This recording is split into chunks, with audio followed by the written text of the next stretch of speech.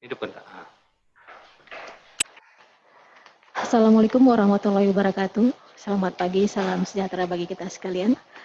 Selamat pagi Bapak Ibu sekalian, pada hari ini kita bertemu dalam virtual meeting validasi data statistik sektoral Provinsi Sumatera Utara tahun 2020. Meeting validasi data pada pagi hari ini kita akan mendengarkan sambutan Kadiskominfo Provinsi Sumatera Utara. Kemudian paparan narasumber, sebagai narasumber kita pada pagi hari ini, Bapak Dr. Sutarman MSc dari MIFA USU, kemudian ada Ibu Insinyur Masta Juwita Ginting, MM dari BPS Provinsi Sumatera Utara. Dan terakhir, validasi data statistik sektoral Provinsi Sumatera Utara. Baiklah Bapak Ibu sekalian, bersama kita akan mendengarkan sambutan Kadiskominfo Provinsi Sumatera Utara, sekaligus membuka dengan resmi meeting validasi data disampaikan Kepala Bidang Pengelolaan Komunikasi Publik Dinas Kominfo Provinsi Sumatera Utara, Bapak Abdul Aziz Esos MAP, dipersilakan.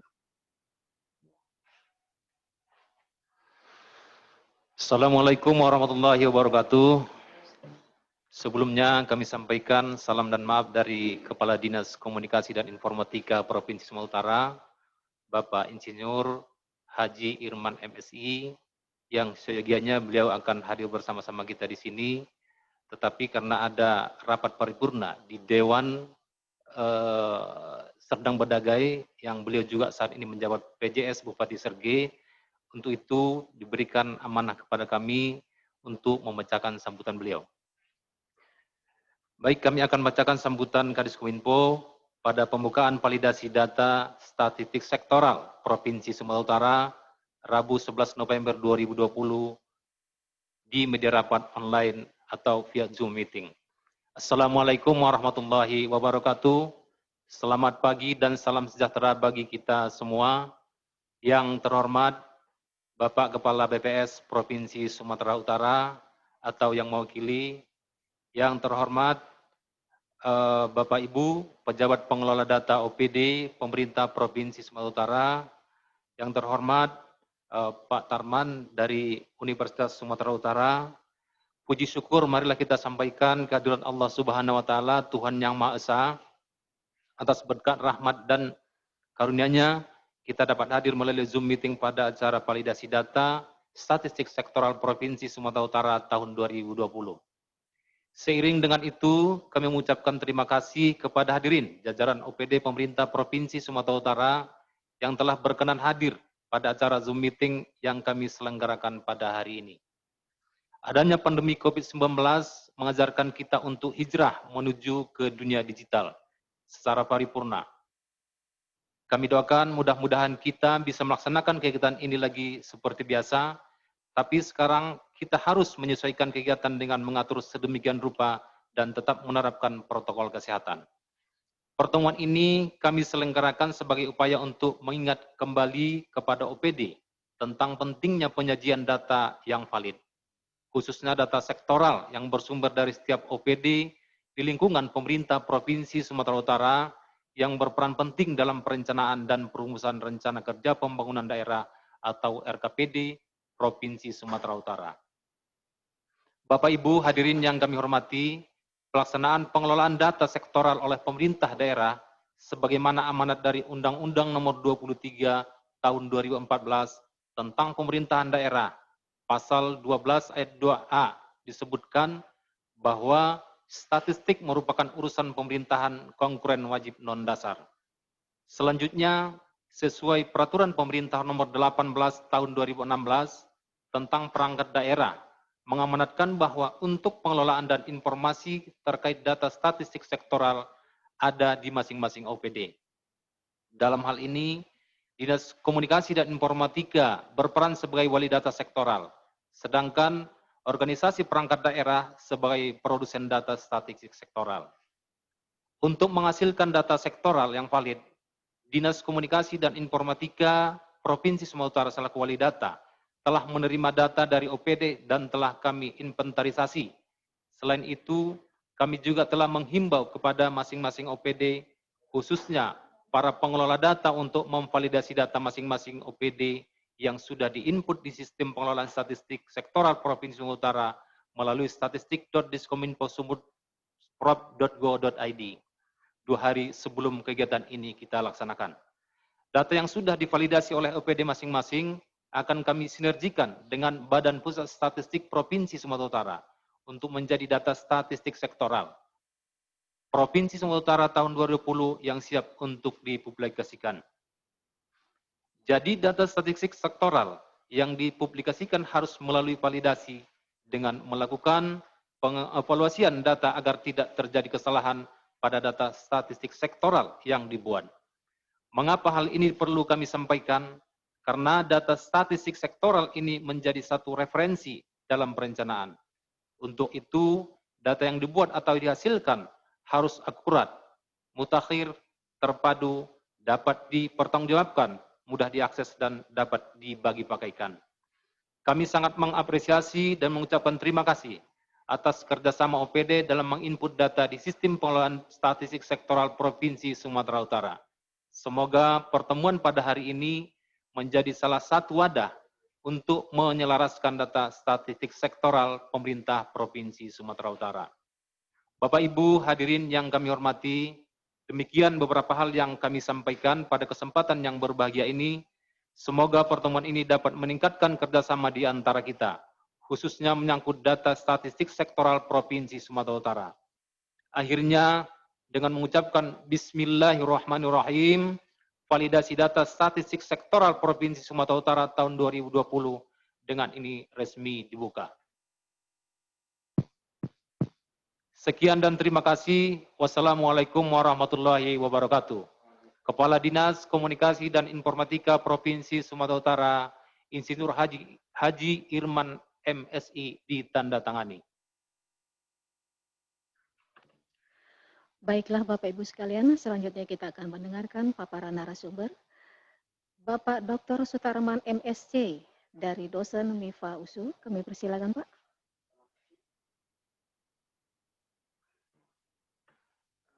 Ini bisa langsung ya?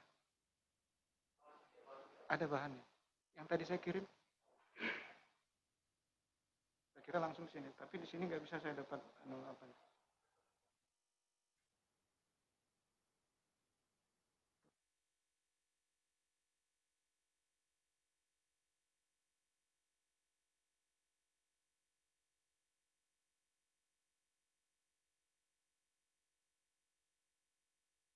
Baiklah, terima kasih Pak Ajis dan yang kami hormati seluruh staf yang menjadikan acara ini menjadi nyata seperti sekarang ini, dan juga terima kasih kepada seluruh pimpinan masing-masing di tingkat kabupaten maupun di UPD.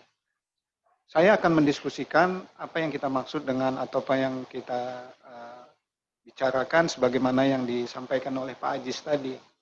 Sebenarnya apa yang disampaikan oleh Pak Ajis itulah dia data yang berkualitas. Jadi sebagai produsen data, Bapak Ibu di daerah, di OPD, haruslah menghasilkan apa? Data yang berkualitas. Gitu. Nah sekarang apa yang kita maksud dengan data yang berkualitas itu Bapak Ibu sekalian? Coba di next. Nah, sebelum kita memulai data yang berkualitas atau kita sebut dengan good data, tentu kita mulai dengan data buruk nih, poor data. Ada juga yang menyebutnya bad data. Nah, kalau kita menghasilkan data yang tidak bagus, tidak baik, data buruk, bad data ini, tentunya akan berdampak kepada siapa? Kepada organisasi di mana data itu dihasilkan atau diproduksi. Nah, dampak organisasi dan dampak terhadap, ya kita katakan kalau misalkan di dunia bisnis kita menyebutnya sebagai berdampak kepada perusahaan. Nah, tentunya apa dari data yang jelek ini, yang tidak baik ini, tentu akan menghasilkan kalau berkenaan dengan kebijakan, tentu kebijakannya jadi salah, atau tidak tepat, atau tidak baik. Nah, dari sisi ekonomi, ya kan data yang buruk ini, kalau kita istilahkan data buruk atau poor data ini adalah tentu berpengaruh terhadap pendapatan. Ya. Kemudian ya akibatnya lagi ya biaya atau cost. Dan tadi kalau pendapatan revenue ya saya nggak tahu istilah pastinya berkenaan dengan ekonomi, kemudian berkenaan dengan keuntungan. Ini tentu berdampak. Jadi informasi yang disampaikan berkenaan dengan pendapatan, biaya, dan keuntungan itu bisa tidak tepat. Nah, jadi sangat penting sekali kita menghasilkan apa? Data yang berkualitas itu. Kemudian secara keseluruhan juga akan berdampak kepada merek. Ya kan? Sebagai satu contoh, kalau di dalam iklan, satu kendaraan yang baru diluncurkan di pasar, dan ternyata di situ disebutkan bahwa 1 liter itu mampu menempuh misalkan 20 km. Tetapi faktanya apa? Tapi faktanya adalah hanya 10 km per liter. Nah, ini jadinya kan apa? Informasi yang disampaikan akibat data yang mungkin data eksperimen yang diperoleh, ya, data eksperimen salah melakukan eksperimennya atau salah mengukurnya sehingga yang mestinya tadi 1 liter itu 10 km ternyata disampaikan adalah 1 liter 20 km. Nah, ini kan akibatnya apa? Brand dari produk itu, dari kendaraan bermotor itu tentunya akan berdampak. Tentunya kepercayaan dalam hal ini, kesetiaan juga akan semakin turun dari pelanggan. Ya sama, kita juga di OPD, kalau menghasilkan data yang salah, tentu data yang akan kita publish, ya, kita terbitkan misalkan dalam satu buku, dan itu akan digunakan untuk apa? Membuat keputusan. Untuk membangun apa? Membangun rencana.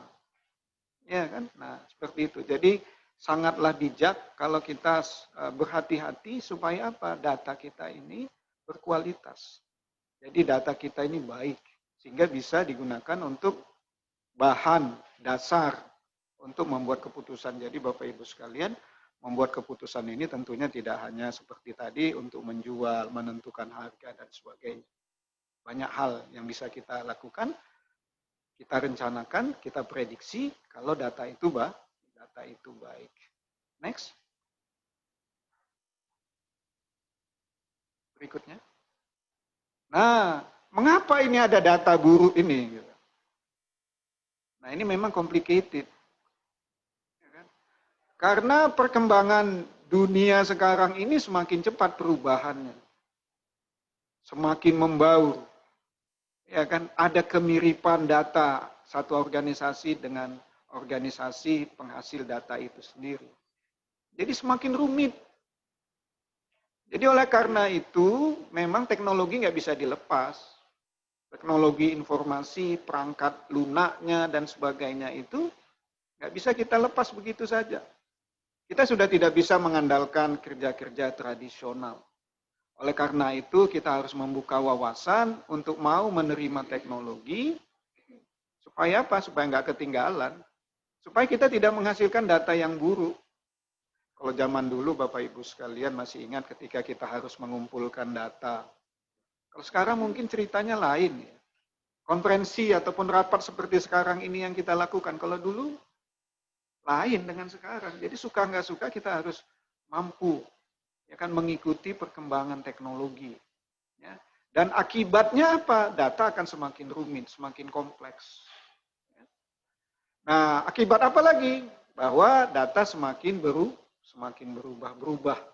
Ya, dunia semakin berubah. Nah, biasanya Bapak Ibu sekalian, kita data itu memodelkan dunia. Ya, data memodelkan dunia. Jadi data bisa memberikan gambaran tentang peristiwa, tentang keadaan, tentang dunia, ya, tentang segalanya. Jadi data itu adalah sumber untuk membuat keputusan. Tidak mengenal bahwa data buruk adalah urusan bisnis, bukan urusan teknologi. Ini akibat kita nggak peduli dengan teknologi dan tidak peduli dengan perkembangan zaman itu tadi. Nah, kesalahan apapun yang kita lakukan akan menghasilkan apa? Dalam memproduksi data itu akan menghasilkan data buruk. Nah, ini semuanya adalah urusan bisnis kita sendiri. bukan teknologinya. Kalau teknologi kan tinggal menerima saja. Jadi setiap individu yang terlibat di dalam produksi data, itu akan menentukan kualitas data. Nah, selain itu apa? Nah, disebutkan manusia dalam hal ini. Jadi manusia juga punya ya kemampuan yang terbatas, tapi itu bisa diperkecil. Ya, jadi manusia selalu membuat kesalahan dengan data. Ya kan, terkadang take for granted kata orang. Anggap enteng kita dengan data ini. Ada data yang masuk lantas tidak langsung di-entry misalkan. Misal, padahal data itu sudah divalidasi, sudah diperiksa dan sebagainya. Tidak langsung di-entry. Datang lagi data yang kedua. Bingung kita, ini tanggal berapa ini masuknya ya? Karena dimasukkan sekaligus. Yang mestinya dalam prosedur, waktu itu penting bahwa data, apalagi data perkembangan ya. Data pertumbuhan, itu sangat penting. Berkenaan dengan waktu. Nah, jadi kesalahan-kesalahan ini memang penyebab dari munculnya data buruk ini adalah ya tadi manusianya sendiri. Orang yang terlibat di dalam produksi data itu. Nah, ini lagi satu berkenaan dengan manajemen. Berkenaan dengan manajemen adanya konflik internal misalkan. Ya, ataupun ketiadaan definisi data itu. Jadi setiap instansi harus punya definisi yang sama. Sebagai satu contoh, Pak. Orang tanpa gejala OTG. Yang dimaksud dengan OTG itu apa sih? Nah, jadi kalau tidak punya definisi data yang jelas, maka informasi atau data yang kita dapat bisa bermacam-macam. Ini data yang masuk pertama ini, OTG-nya didasarkan pada definisi yang berbeda untuk data yang kedua. Ini hasil datanya kacau. Jadi oleh karena itu kita mau bahwa definisi itu harus jelas, ditulis, sehingga bisa diikuti oleh setiap orang yang terlibat di dalam produksi data itu. Dan juga kepada orang-orang yang mungkin akan memvalidasi datanya. Jadi oleh karena itu, Bapak Ibu sekalian, berkenaan dengan data yang berkualitas ini, unsur manusia, unsur teknologi itu tidak bisa juga dipisahkan. Kemudian terhadap manusianya ini juga adalah kurang bertanggung jawab terhadap upaya peningkatan kualitas data. Memang kita ini harus seiring sejalan ini semua. Ada BPS secara teknis sangat berpengalaman dalam proses pengumpulan data dan sebagainya. Oleh karena itu wali data ini nggak bisa pisah-pisah dengan BPS ini Pak Aziz. Jadi kita bekerja bersama-sama. Mulai dari pimpinan sampai yang terbawah dari produsen data ini. Next. Nah, faktor-faktor data buruk tadi sebagai umum, gambaran umum sudah saya sampaikan. Ini akibat apa? Manusia, adanya kesalahan manusia, ya, tidak ada yang bertanggung jawab, kurang pelatihan. Nah, ini dia. Kegiatan ini merupakan salah satunya adalah apa? Meningkatkan kemampuan Bapak Ibu sekalian. Jadi pelatihan-pelatihan yang berkenaan dengan untuk menghasilkan data yang berkualitas itu perlu diselenggarakan, Pak Ajis. Ketika kita mendefinisikan data yang bagaimana yang kita maksud, itu juga menjadi satu hal yang harus dipikirkan. Kemudian bentuk tabulasi yang sudah didefinisikan dengan baik akan memudahkan orang juga bekerja. Ya kan, definisi data itu sendiri akan memudahkan. Kemudian internal climate, ya artinya situasi iklim di internal organisasi itu juga harus sejalan. Nah, kalau ada penyangkalan, nah ini yang berbahaya nih. Apa istilahnya subordinate ya, subordinates. Ini ada bawahan yang nggak patuh kepada atasan, nah ini juga satu hal yang akan menghasilkan data buruk.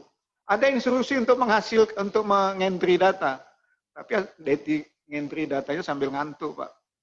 Atau sambil minum, sambil makan, atau sambil yang lain-lainnya. Nggak fokus.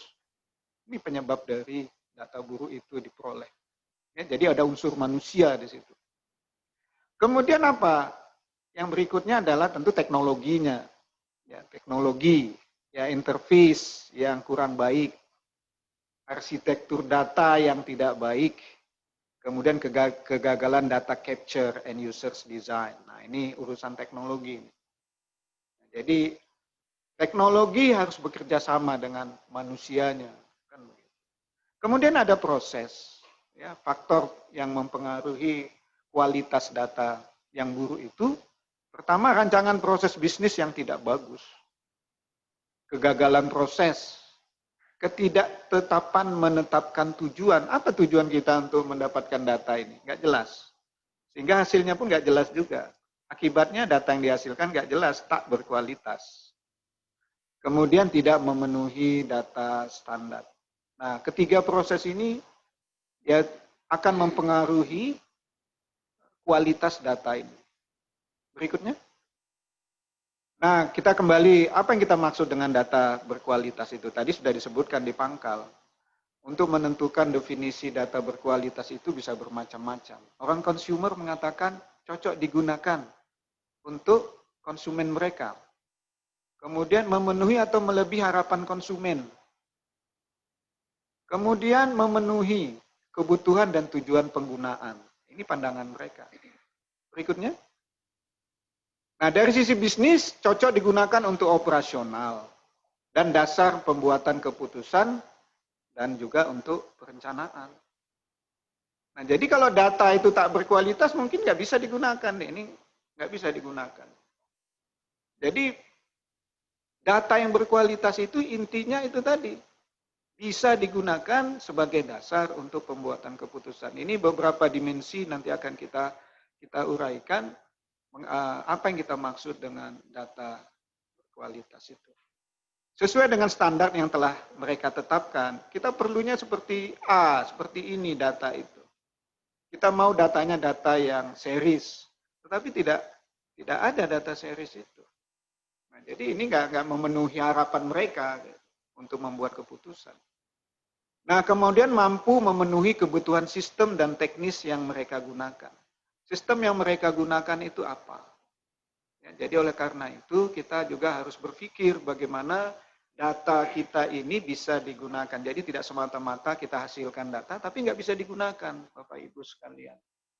Jadi oleh karena itu nanti di dalam rapat-rapat berikutnya perlu difikirkan atau perlu disampaikan apa yang kita maksud dengan data A. Jadi definisi data di setiap tabel data itu harus sudah kita susun. Di BPS kalau tidak salah ada di metadata itu. Namun di data sektoral saya nggak begitu memperhatikan yang ada di sini. Jadi oleh karena itu ke depan Pak Aziz dan teman-teman sekalian, kita perlu menerbitkan satu buku, ya sebutnya apalah, terserahlah, definisi data gitu, atau definisi variabel begitu Bapak Ibu.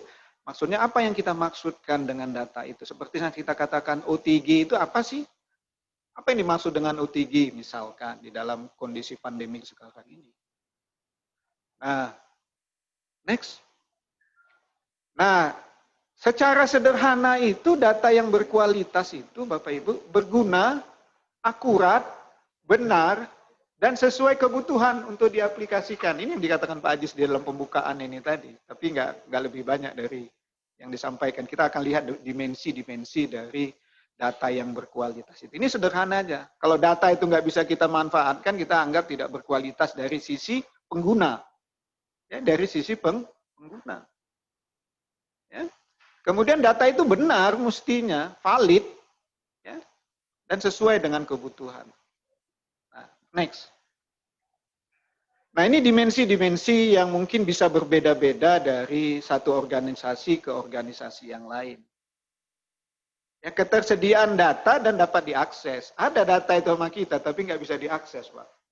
Aneh kan sekarang ini, keterbukaan di dalam undang-undang statistik itu dijelaskan, Bapak Ibu sekalian. Dalam tanda petik dianggap kriminal kali kalau kita tidak bisa memberikan data yang sesungguhnya kepada pengguna, Pak Ajis. Ya, data statistik Bu ya. Nah, jadi oleh karena itu kita harus terbuka. Bagaimana supaya itu bisa diakses?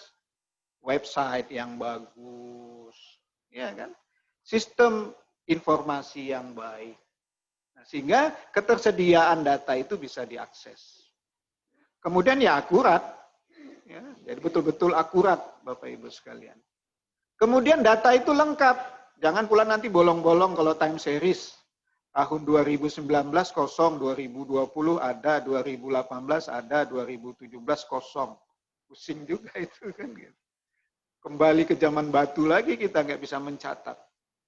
Jadi kira-kira peristiwa apapun yang terjadi kalau data itu nggak ada, Bapak Ibu harus ada penjelasan. Kenapa ini data itu kosong? Oh terjadi bencana, misalkan. Sehingga tidak bisa diterbitkan data itu. Kalaupun kita nggak bisa menerbitkan buku yang harus kita publish, kita garis kasih penjelasan. Kemudian konsisten. Kita terbit tahun ini mengatakan bahwa tahun 2019 itu data pertumbuhan adalah 5%. Ya kan? Ya, untuk penerbitan tahun berikutnya, untuk tahun 2019 itu mesti 5% juga. Jadi harus konsisten. Ya. Kemudian apa Bapak Ibu sekalian? Data yang berkualitas itu harus dapat dipertanggungjawabkan. Dapat diandalkan Bapak Ibu sekalian, istilah yang digunakan. Kemudian dimensi relevansi. Ada keterkaitan, ada keperluan. Kalau saya perlu tentang jumlah penduduk, ya kan per bulan, ya kan kalau dipublish per tahun, mungkin tidak relevan dengan apa yang kebutuhan saya. Nah, kemudian adalah data yang baik itu ya dari sisi kesesuaian waktu. Jadi tadi yang saya katakan, jadi kalau data itu dihasilkan tahun 2019, maka data itu harus memberikan gambaran tentang tahun 2019. Jangan salah, dimensi waktu, kesesuaian waktu itu adalah penting. Kemudian valid, yang tadi sudah kita diskusikan. Next. Nah, bagaimana kita bisa meningkatkan kualitas data itu? Nah, ini ada selalu disebut dengan data profiling. Jadi melakukan profil data. Ya kan, memberi gambaran tentang data itu, Bapak Ibu sekalian. Layak tak layak. Nah, biasanya kalau kita kuliah statistika dasar, ada namanya describing data, deskripsi data. Misalkan menilai rata-rata, ya variasi data. Misalkan kita mendapati data, misalkan rata-rata umur penduduk Sumatera Utara, rata-ratanya 80 tahun. This must be something wrong. Pasti ada yang salah ini. Jadi cara memeriksanya dengan data profiling. Sehingga kita bisa menemukan data yang buruk itu tadi. Nah, kalau misalkan data itu buruk, maka kita bisa yang namanya apa? Kita perbaiki supaya kita bisa meningkatkan data itu. Kemudian data standarisasinya harus jelas. Memastikan bahwa data memenuhi standar. Ya.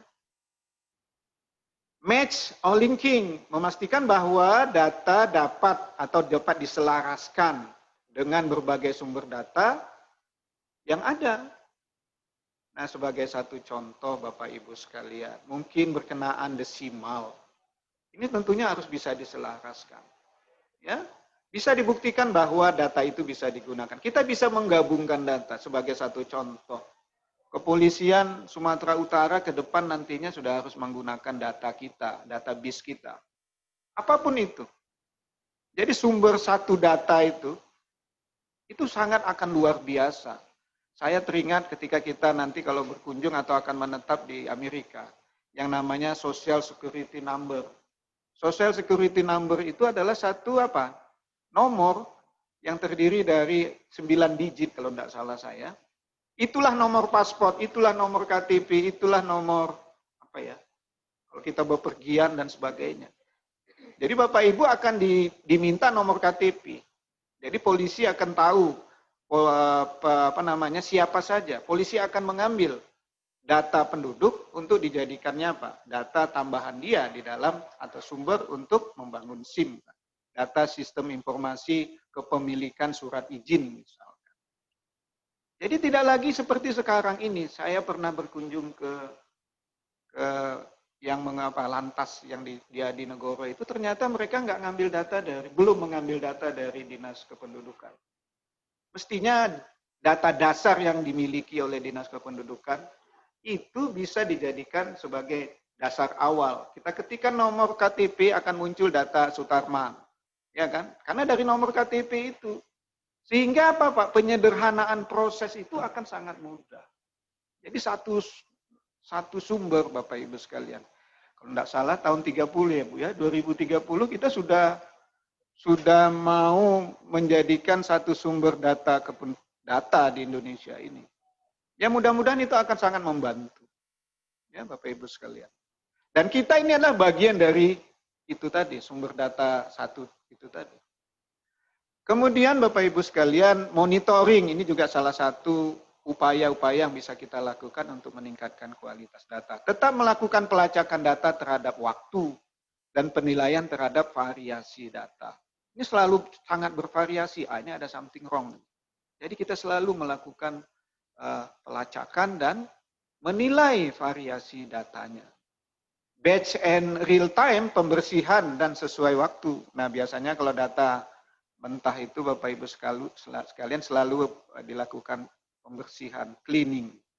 Nah ini juga jangan sampai ada yang namanya outlier. Data yang memang tidak seperti yang diharapkan. Next. Berikutnya. Nah bagaimana kita mendapatkan data berkualitas? Pertama juga prevention. Keluarkan data buruk atau bad data, poor data dari pangkalan data. Jadi jangan dibiarkan data itu di situ, di database kita Bapak Ibu sekalian. Kalau ada sesuatu, lakukan pelacakan. Jadi ini adalah upaya-upaya pencegahan sehingga data kita berkualitas. Ya. Kemudian detection, proaktif. Ya, secara aktif kita mencari data buruk yang sudah di-entry. Jangan salah. Nah makanya biasanya ada data entry, tim yang mengentry data, kemudian ada tim yang melakukan pemeriksaan data, biasanya seperti itu. Ya kan? Ya tentu orang yang mampu, ya kira-kira audit lah Bapak Ibu sekalian. Perlu diaudit ini datanya, kira-kira seperti itu. Kemudian kalau kita temukan kesalahan-kesalahan berkenaan data, segera perbaiki, prepare, proaktif untuk memperbaiki data buruk itu tadi. Ya. Kemudian alokasikan waktu kita untuk prevention, detection, dan repair. Ya Pak Ibu, berapa persen kita mau prevention, berapa persen kita mau deteksi. Ya, dan juga berapa persen kita mau memperbaiki. Jangan pula kerja kita hanya mendeteksi aja tapi tak diperbaiki. Nah, jadi keseluruhannya ini harus dilakukan sehingga kita bisa menghasilkan data yang baik. Ini akan sangat memalukan Bapak Ibu sekalian apabila data yang kita publish itu salah, Pak. Jadi ini makanya di dalam sistem itu harus ada validasi, ada yang bertanggung jawab sehingga data itu betul-betul bersih, data itu berkualitas untuk dijadikan dasar pembuatan keputusan. Next. Habis. Nah, kira-kira demikian Bapak Ibu sekalian. Bagaimana mendapatkan dan gambaran tentang data yang berkualitas itu. Kami buka mungkin kesempatan untuk mendiskusikan apa yang saya sampaikan. Terima kasih. Kembali ke moderator.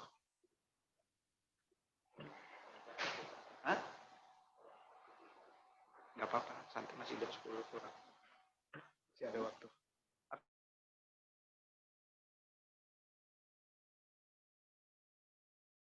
Terima kasih kami sampaikan kepada Pak Sutarman. Selanjutnya kita akan mendengarkan paparan dari BPS Provinsi Sumatera Utara, Ibu Insinyur Masta Juwita Gurning, MM, dipersilakan.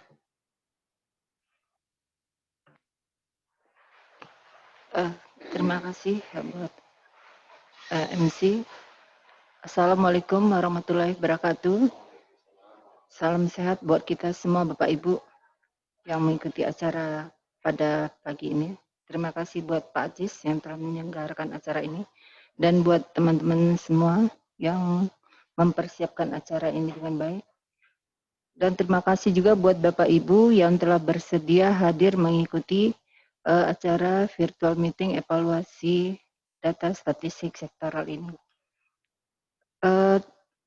Bapak Ibu, saya akan mengulang terus tentang apa itu data, karena kita akan menuju satu data Indonesia seperti yang diharapkan.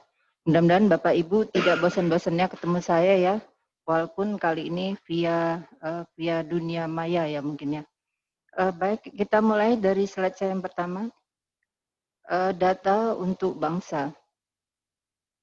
Tadi Pak Sutarman sudah banyak menjelaskan ya data itu apa, memang ujung-ujung dari data itu adalah kualitas. Jadi ibaratnya katanya kalau sampah yang masuk, maka keluarnya akan juga sampah gitu. Kalau sampah itu berarti kan nggak bisa digunakan, walaupun bisa juga sih nanti jadi kompos ya kalau di pertanian. Kita lanjut aja, landasan dari data untuk bangsa itu apa?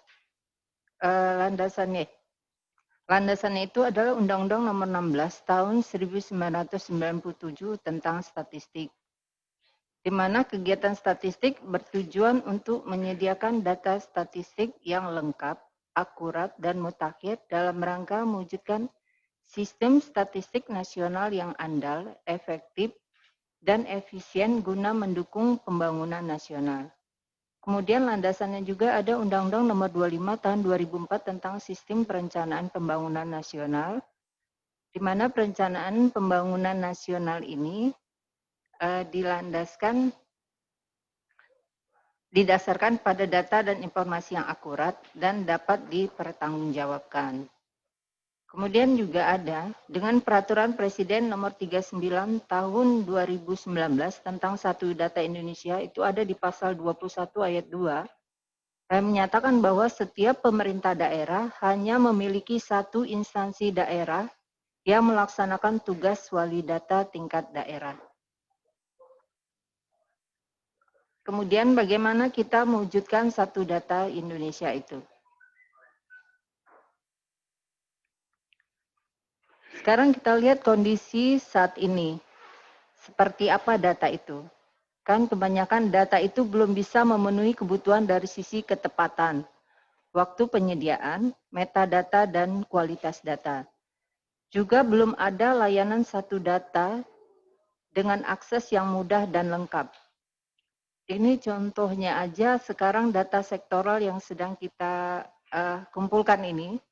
Sampai saat ini aja tadi saya lihat laporannya itu masih banyak yang belum melakukan validasi. Sementara ini sudah tanggal 11 November. Sebulan setengah lagi ya, habis Desember. Nah, memang seharusnya dalam kita membuat suatu publikasi itu, ini buat masukan juga ya Pak Jis, harusnya ditetapkan waktu rilis itu kapan. Jadi dengan waktu rilis itu sudah kita tetapkan, bagi OPD yang tidak bisa menyerahkan, kita akan menggunakan datanya yang tahun lalu. Dengan catatan di bawah dari tabel yang ada itu, kita akan buat bahwa data itu tidak tersedia. Nah, bila data ini tidak tersedia, mungkin itu kan akan menjadi penilaian bagi OPD-nya. Jadi, apakah iya memang datanya tidak tersedia, atau memang tidak ada kesiapan dari OPD itu menyediakannya gitu. Padahal mungkin tahun lalunya ada gitu. Kenapa tiba-tiba tahun ini tidak ada? Kalaupun memang tidak ada, seperti kata Pak Tarman tadi, mungkin ada bencana alam atau apa, itu akan kita, maksudnya diberitahu gitu. Ada pemberitahuan mengapa data itu tidak tersedia. Itulah sampai sekarang data ini masih masih simpang siur ya. Mungkin itu Presiden jadi mengeluarkan Perpres 39 tahun 2019 itu karena dia bingung data yang ini beda, data dinas ini beda gitu. Jadi diharapkan dengan adanya wali data di setiap provinsi, kabupaten, kota itu nanti akan jadi merangkul data dari OPD itu menjadi satu. Gitu. Jadi next ya, sambil next ya, Dek. Jadi harapan kita seharusnya data itu dapat kita peroleh melalui integrasi sistem. Seperti sekarang kan sudah dibangun nih sama Diskominfo, ada sistemnya ya. Jadi setiap OPD bisa mengisi. Nah, cuma mungkin perlu ditambahkan yang memvalidasi itu seharusnya levelnya itu mungkin level kabit kali ya. Jangan level operator juga gitu. Karena gini, kalau kayak saya sebagai entry, saya juga meriksa perasaan saya yang saya entry itu udah benar gitu kan. Tapi kalau ada yang atasan kita lagi yang memeriksa, mungkin akan kelihatan tuh mana yang nggak cocoknya data itu nggak sesuai gitu, itu akan kelihatan. Dan juga di situ kan ada tanggung jawab bahwa data yang diberikan itu sudah benar gitu. Tanggung jawab sebagai posisi dia itu sebagai mungkin eselon 3 gitu kan, itu kan ada apa ya, tanggung jawabnya bahwa kan nggak mungkin data itu dikeluarkan sembarangan, tidak benar. Karena data ini kan akan dipublish gitu, orang lain akan membaca dan menggunakannya. Kemudian juga data itu kan harus tepat sasaran untuk perencanaan pembangunan. Karena kalau data yang kita berikan salah, itu dipakai oleh pemerintah, maka keluaran dari produknya itu juga akan salah. Nah, kalau salah, semua kita akan menikmati kesalahan gitu ya. Inilah yang diinginkan untuk terwujudnya koordinasi satu data Indonesia. Kita sudah mulai ada, sudah mulai baik, cuma mungkin perlu perbaikan-perbaikan ke depannya. Mungkin dalam sistem nanti akan ditambah ya Pak Tarman ya, mungkin ditambah yang validasi itu dikasih untuk masuk itu dikasih password. Password itu yang bisa memvalidasi itu hanya eselon 3. Gitu. Jadi kalau data itu belum divalidasi, mungkin kita bisa menyurati kepala dinas bahwa ini belum divalidasi. Jadi gitu Pak. Jadi mungkin kadang ada hierarki itu kadang perlu juga mungkin supaya karena kita satu Pak itu yang perlu kita buat ada jadwal rilis. Jadwal rilis itu harus kita patuhi. Karena itulah janji kita kepada publik, harusnya kan gitu ya. Janji kita kepada publik bahwa buku statistik sektoral ini tanggal 15 November sudah ada di web gitu ya. Mungkin webnya Sumatera Utara sudah ada gitu. Jadi kalau di kami di BPS itu, kalau kita menjanjikan tanggal 15 sudah harus terbit di web, sudah bisa diambil diakses orang, itu 3 hari sebelumnya itu sudah kita masukkan. Nah itu sudah kita masukkan, disitulah proses validasi Pak. Validasi oleh pusat, karena kita kan jenjangnya ke pusat. Pusat yang memvalidasi. Nanti mana ada kekurangannya dibalikan lagi sampai setelah rilis. Kalau setelah rilis itu diharapkan tidak ada lagi perbaikan. Jadi gitu Pak. Kalau Bapak mau membuat jadwal rilis tanggal sekian, boleh juga di tanggal 15, tapi tanggal 15 berarti tanggal 10 itu sudah bisa Bapak masukkan, tapi masih ada sistem yang bisa memvalidasi. Maksudnya yang teman-teman eselon 3 itu bisa memvalidasi, melihat datanya nggak pas apa enggak. Sebelum benar-benar rilis di tanggal 15. Itu diharapkan seperti itu masukannya nanti untuk perbaikan ke depannya. Kemudian, terus deh. Nah, ini layanan data berkualitas itu seperti apa? Seperti Pak Tarman juga ngomong tadi bahwa akses mudah dan cepat, jadwal rilis tersedia, juga mendukung proses perencanaan pembangunan dan proses bisnis yang valid. Jadi proses bisnisnya jelas. Dari mulai perencanaan sampai nanti kita akan terbitkan di website atau di di perpustakaan, mungkin kan gitu ya. Terus lanjut deh. Nah, ini saya mengulang-ulang nih penyelenggaraan statistik sektoral itu seperti apa. Ini kan statistik sektoral diselenggarakan oleh pemerintah daerah sesuai dengan tugas dan fungsinya secara mandiri atau melalui kerjasama. Ini kan melalui kerjasama diterbitkan buku kerjasama dengan para OPD kan Pak ya, Bapak Ibu di Diskominfo ini hanya merangkum sebenarnya, merangkum data-datanya. Nah, untuk kontennya itu yang bertanggung jawab itu sebenarnya OPD Pak. OPD yang bertanggung jawab. Jadi kalau Bapak tuh hanya merangkum, OPD yang bertanggung jawab data ini benar atau salah itu di OPD. Konten itu OPD. Kita hanya sebenarnya layout Pak. Kita hanya layout itu aja sebenarnya. Sebenarnya ya. Cuma dalam hal ini kerjasama kita bisa Kak ini saya bisa sekalian evaluasi ya Pak. Umpama saya kan menemukan saya melihat-lihat, mungkin ada Bapak Ibu dari Kemenak ya, dari Kemenak. Ada ya dari Kemenak ya. Saya melihat begini Bapak Ibu yang di Kemenak, jumlah tokoh agama di tahun 2018 itu, yang Islam itu tinggi, sampai berapa puluh ribu gitu ya. Nah di 2019 itu turunnya jauh, 5 ribuan. Nah begitu juga dengan tokoh agama Kristen, Hindu, Buddha begitu. Jadi ada yang 2018 itu tinggi, 2019 turun. Ada terbalik juga, ada yang 2018-nya itu rendah, 2019 tinggi. Nah, kemarin saya sudah tanya sama teman di Diskominfo, tolong komunikasikan, apa benar seperti itu? Kalau memang benar seperti itu seharusnya ada penjelasan. Kenapa seperti itu? Atau apakah memang data itu belum valid gitu? Belum valid maksudnya memang belum terangkum dengan baik gitu. Jadi ada alasan sebelum kita terbitkan. Karena kalau nanti jumlah tokoh agama, jumlah rumah ibadah itu terkadang banyak orang yang butuh. Nah, kalau dia mengambil itu, dia membuat analisa, mungkin jadi analisanya bingung dia gitu ya kan Pak Tarman ya. Tiba-tiba naik, tiba-tiba turun-turunnya jauh drastis. Dia puluhan ribu jadi ke 5.000-an apa berapa gitu. Jadi saya itu sampai sekarang mungkin belum ini ya, nanti mungkin bisa dari Bapak Ibu Kemenak akan menjelaskan seperti apa data itu sebenarnya gitu ya. Itu salah satu contoh saja. Kemudian lanjut ya.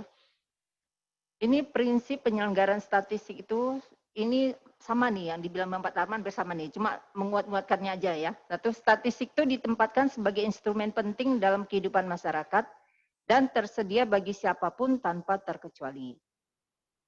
Kemudian statistik merupakan hasil dari suatu proses intelektual yang dapat dipertanggungjawabkan. Juga pilihan sumber informasi, metode pengumpulan, penghitungan, dan penyajian data statistik mengacu pada standar ilmiah. Nah, di standar ilmiah inilah sebenarnya BPS punya namanya survei metadata. Kita berharap setiap OPD yang mau menyelenggarakan statistik, mau melakukan survei, atau mau melakukan produk kompromi administrasi, kita berharap melaporkan ke BPS gitu. Gunanya apa? Supaya karena kita ada namanya web itu sirusa.bps.go.id. Nah, di situ semua kumpulan penelitian atau karya tulis yang sudah dibuat se-Indonesia. Nah, kalau dengan Bapak Ibu umpama mau melakukan penelitian, bisa merujuk ke situ, melihat, nah siapa tahu, kan kita tinggal ganti variabelnya aja kan bisa ya, ganti daerahnya, lokusnya, atau bisa. Jadi bisa merujuk seperti itu. Itu juga gunanya supaya tidak ada yang namanya apa, semacam plagiat, apa namanya, semacam sama gitu. Ah, duplikasi, tidak ada semacam duplikasi. Sebenarnya ada di situ. Itulah gunanya, mungkin kami pun masih lemah dalam pembinaan, Pak. Seharusnya itu udah mulai kami, tadinya sudah direncanakan mau dilakukan pembinaan terhadap OPD di daerah, ternyata ada pandemi ini, jadi akhirnya semua itu batas. Mungkin di tahun depan mungkin akan kita mungkin melalui ini bisa jadi kita akan membudayakan secara virtual meeting mungkin ya pembinaan itu. Kemudian juga pilihan sumber informasi, metode pengumpulan, penghitungan, dan penyajian data statistik mengacu pada standar ilmiah. Statistik bebas dari kekeliruan tafsir dan atau kesalahan penggunaan. Nah, ini juga sebaiknya seperti yang tadi Pak Tarman juga bilang bahwa ada metadata mengenai konsep dan definisi. Jadi supaya orang tidak menyalahkan OTG itu seperti apa kan gitu kan. Ada orang nanti semacam, saya melihat gitu juga. Saya melihat contohnya ini dari kehutanan gitu ya. Di kehutanan itu kan ada hutan konversi, hutan konservasi. Nggak semua orang tahu gitu.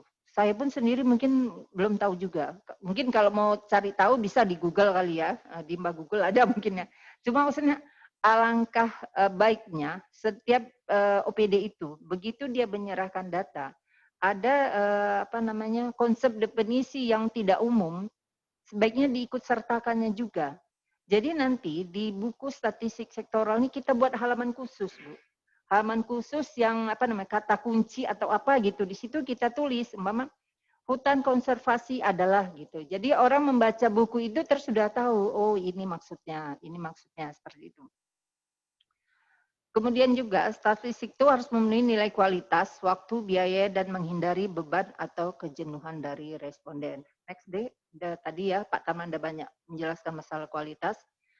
Kemudian juga statistik itu mampu menjamin secara ketat kerahasiaan informasi individu dan sumbernya. penyelenggaraan statistik berpedoman pada ketentuan peraturan perundang-undangan. Nah, di dalam statistik sektoral ini, Bapak Ibu juga tidak harus memberikan semua data yang ada di OPD itu gitu loh. Jadi data yang ada di OPD itu dipilih dan pilah ya, gitu, pilah-pilah lah ya. Maksudnya mana yang memang bisa umum memakai gitu. Jangan nanti data yang memang tidak boleh umum memakai kita beritahu, itu kan enggak juga, karena kan ada undang-undangnya juga ya, ada aturannya. Jadi berilah data yang memang user itu, pengguna itu memang butuh data itu, bukan data yang menjadi kinerja kita yang memang menurut perundang-undangan tidak boleh disebarluaskan. Itu tidak boleh juga ya. Kemudian juga koordinasi dalam penyelenggaraan statistik untuk mewujudkan sistem statistik yang konsisten, efisien, dan efektif. Kemudian menggunakan metodologi, konsep, definisi, klasifikasi, dan ukuran-ukuran statistik yang mengacu pada standar internasional. Juga kerjasama penyelenggaraan statistik diutamakan dalam rangka perbaikan statistik nasional. Kemudian, nah dalam penyelenggaraan statistik sektoral ini, BPS itu diberi amanah untuk membuat yang namanya NPSD, lanjut deh, nama NSPK. Nah inilah norma standar prosedur kriteria. Nah ini sudah ada, perbatnya pun sudah ada, sudah keluar, peraturan badan mengeluarkan norma itu apa gitu. Dalam kita menyelenggarakan statistik sektoral, sebaiknya kita berpedoman pada ini supaya sesuai dengan aturan yang diharapkan. Next deh, norma itu adalah norma penyelenggaraan statistik sektoral itu, pertama dia diselenggarakan secara profesional, objektif, berintegritas, dan akuntabel. Kemudian juga menghormati kontribusi dan kepemilikan intelektual. Itu tadi sudah dijelaskan. Lanjut, deh. Kemudian standar penyelenggaraan statistik sektoral oleh pemerintah daerah, pertama itu memiliki sumber daya manusia yang kompeten di bidang statistik. Itu sudah jelas ya. Jadi diharapkan setiap satu OPD itu ada satu seksi atau satu unit yang bertanggung jawab terhadap statistik itu, terhadap data yang ada di OPD, sehingga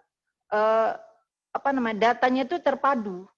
Tidak nanti kita ngambil hari ini sama ngambil bulan depan datanya beda-beda gitu. Jadi ada satu yang menatanya itu, itulah yang bertanggung jawab terhadap data yang ada di OPD tersebut. Jadi ada sumber daya manusia yang berkompeten di bidang statistik menangani itu gitu Pak. Maksudnya supaya jangan, karena ini saya lihat juga ada data itu yang tahun ini berubah.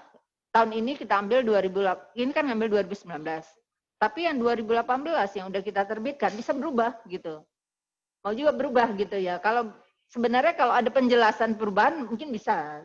Ini masalah kan penjelasan tidak ada. Jadi kan teman-teman harus menanyakan lagi kenapa seperti itu.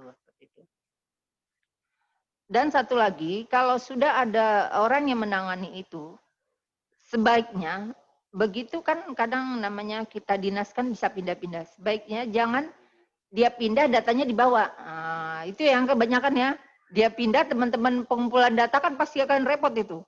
Pindah orang, datanya ikut pindah gitu. Jadi begitu kita datang lagi ke tempat yang OPD itu, kecarian datanya di mana gitu.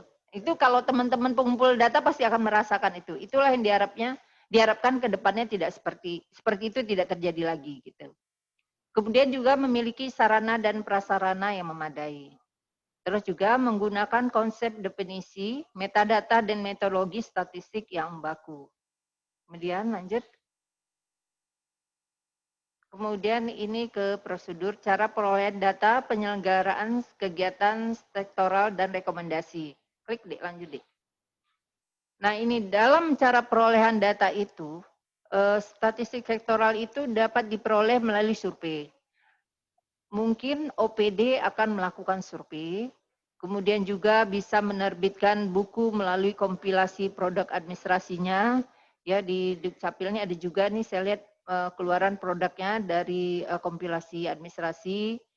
Juga melakukan penelitian lain ya, mungkin melalui iptek Mungkin melalui gadget langsung ditanya bisa seperti itu ya. Nah, kalau perolehan data itu melalui survei, kami berharap teman-teman itu nanti akan memohon rekomendasi dulu ke BPS Provinsi Sumatera Utara. Kalau dia penelitiannya hanya satu provinsi Sumatera Utara yang terdiri berapa kabupaten. Lanjut next sekalian ke rekomendasi. Nanti ini perencanaan data itu. Jadi kalau kita melakukan statistik sektoral tadi, pertama yang kita lakukan apa? Perencanaan data dulu kan ya Bapak Ibu ya. Data apa yang mau kita kumpulkan atau publikasi seperti apa yang outputnya nanti akan kita terbitkan. Maka kita akan melakukan perencanaan data dulu. Setelah kita lakukan perencanaan data, maka kita lakukan pengumpulan data. Kemudian data itu diperiksa, baru disebarluaskan. Jadi jangan menyebarluaskan data sebelum ada validasi pemeriksaan. Itu akan bahaya nanti ya. Nah, ini rekomendasi tadi. Jadi diharapkan setiap OPD yang akan melakukan akan menyelenggarakan survei, kita berharap mereka meminta rekomendasi dulu ke BPS. Rekomendasi ini hanya mengisi kuesioner untuk pemberitahuan rancangan surveinya seperti apa, dia menggunakan metode apa, nanti kapan diterbitkan, seperti itu. Nah, begitu dia setelah meminta rekomendasi, nanti akan kita balas dan akan keluarlah surat rekomendasi. Dan itu surat rekomendasi itu ada nomornya itu nanti akan ditampilkan di dokumen surveinya. Nah, jadi kalau dokumen survei yang sudah ada nomornya itu kan dia lebih kuat lagi. Berarti secara metodologi sudah diteliti dulu. Jadi BPS itu bukan berarti menggagalkan, bukan. Jadi mengesahkan sebenarnya, mengesahkan rekomendasi itu. Iya, menjadi partnernya.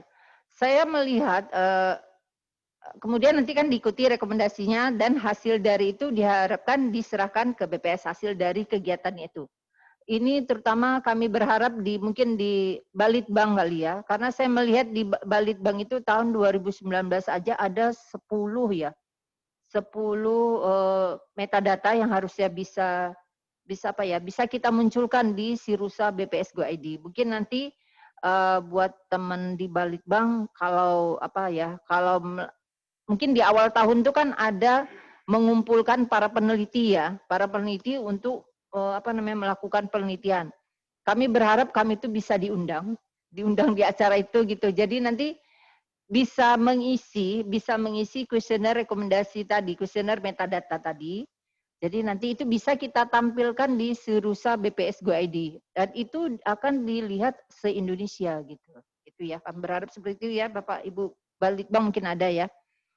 Kemudian kriteria itu untuk mendapatkan statistik sektoral yang berkualitas, ini seperti yang sudah diterangkan Pak Tarman tadi ya, itu harus relevan, akurat, tepat waktu, mudah diakses, mudah ditafsirkan, dan konsisten. Nah, konsisten ini terkadang kita suka yang penting datanya udah ada gitu. Padahal kadang nggak konsisten gitu ditanya, ini kok bisa beda? Nah, bingung lagi gitu carinya, kenapa bisa beda ya? Hal-hal seperti ini mungkin ke depannya akan menjadi perbaikan buat kita semua, termasuk kami juga yang di BPS juga terkadang kami kan punya buku juga Sumatera Utara dalam angka. Nah, Sumatera Utara dalam angka ini kan seharusnya itu kan datanya data sektoral. Seharusnya ini bukunya buku statistik sektoral ini harusnya Pak. Tapi karena ini baru, kan duluan kami terbit itu, jadi kami itu kan menyerah pelan-pelan membina. Terus satu lagi Pak, saya berharap ini buku kan udah 3 tahun terbit. Kalau bisa diminta Pak ISN-nya. ISN-nya 200.000 Pak. 200.000-nya. Diminta ISN-nya. Jadi nanti di awal tahun, kalau memang tahun depan itu masih ini kan berlanjut. Saya berharap buku ini tetap ada kan Pak. Ini kan salah satu wadah kita untuk satu data Indonesia itu. Minta ISN Pak. Jadi di awal tahun tolong anggarkan. Kalau yang biasa itu 200.000 sih satu buku. Saya nggak tahu nanti tahun depan berapa, tapi 200.000 itu diminta, nanti jadi bisa kita tampilkan Pak. Nah kalau udah kita tampilkan, buku itu ISN itu kan berarti udah dunia Pak ya. Indeksnya itu kan udah lebih kuat gitu. Nah, itu saya berharap karena sudah 3 tahun terbit. Yang kalau kita baru setahun kita belum berani minta karena takut tahun depannya terbit nggak ya kan gitu. Tapi ini kan kayaknya udah udah konsisten Pak ya. Harusnya udah bisa Bapak mengajukan anggaran untuk meminta ISN itu karena dia berbayar, kecuali ISBN itu kan enggak ya. Kalau ISSN itu berbayar. Itu udah bisa saran saya ke Pak Ajis ya. Kemudian lanjut. Nah, ini penyebar luasan data. Ini produsen data wajib menyerahkan data hasil kegiatan statistik sektoral yang dilaksanakan kepada perangkat daerah yang menangani urusan pemerintahan bidang statistik sektoral. Nah, seperti yang kita lakukan saat ini kan ya. Kemudian perangkat daerah yang menangani urusan pemerintahan bidang statistik sektoral berperan dalam penyebarluasan data statistik sektoral di lingkup pemerintahan daerah. Nah, setelah dari OPD, yang keduanya itu di Diskominfo kan, berperan seperti itu. Kemudian data hasil kegiatan statistik sektoral terbuka permanfaatannya untuk umum, kecuali ditentukan lain oleh peraturan perundang-undangan. Nah, oke, kita sekarang masuk ke evaluasi. Tadi saya udah, next kan langsung. Tadi saya sudah, sudah sekilas membahas itu. Jadi, sebaiknya tiap dinas atau produsen data itu ada satu seksi yang bertanggung jawab akan data statistik sektoral, sehingga data series tersedia setiap tahunnya. Ini contoh tadi saya sudah menyebutkan ya, data dari Kemenak tentang jumlah tokoh agama, tahun 2018 dan 2019 terjadi kenaikan yang cukup tajam di tokoh agama Kristen dan penurunan yang cukup tajam di tokoh agama Islam. Begitu juga dengan agama Hindu dan Buddha. Apakah data ini sudah sesuai dengan data di lapangan gitu? Kalau sesuai dengan data di lapangan, apa penyebabnya? Ini harusnya ada narasi yang menjelaskannya supaya nanti pengguna data itu paham kenapa ini terjadi gitu. Lanjut deh. Kemudian juga sebaiknya setiap produsen memberikan catatan tentang konsep dan definisi dari data yang dihasilkan. Ini contoh nih ya, tadi saya sudah sebutkan juga. Dari Dinas Kehutanan seharusnya memberikan konsep dan definisi apa yang dimaksud dengan hutan konversi, hutan lindung, hutan produksi, hutan konservasi, dan lain-lain. Nah ini, kalau ini sudah kita dapat, nanti di buku ini mungkin di halaman depan di awal-awal kita akan memberikan semacam kunci dari konsep-konsep definisi yang ada di buku statistik sektoral ini. Begitu nanti ya Pak Ajis ke depannya. Kemudian juga jangan menggunakan singkatan yang tidak umum. Kadang kan DP, bingung apa DP. Saya tuh bolak-balik kadang nanya Fitri, ini apa Fit? Dia nanti nanya lagi ke ini OPD, nanya lagi apa gitu. Jadi kan maksudnya kalau kita bolak-balik nanya itu kan panjang ya Pak ya. Jadi kalau dari awal itu sudah diberi oleh OPD-nya, ini kami singkatannya ini gitu. Kita kan nggak perlu nanya lagi. Jadi waktunya itu lebih pendek gitu ya. Nanti bisa kita tampilkan di bawah tabelnya itu sebagai catatan. Ini kita singkat seperti ini, singkatannya ini gitu ya. Terus juga, tidak semua data yang ada di dinas harus kita tampilkan di publikasi data sektoral. Tapi sebaiknya dipilah sesuai dengan kebutuhan dari pengguna data. Misalnya data UMP itu, upah minimum provinsi dan kabupaten kota itu kan orang banyak butuh ya. Nah, ini mungkin ini bisa lah kita tampilkan. Tapi ada contoh data dari perhubungan apa ya tuh Pit ya yang kapal motor itu saya aja bingung banyak.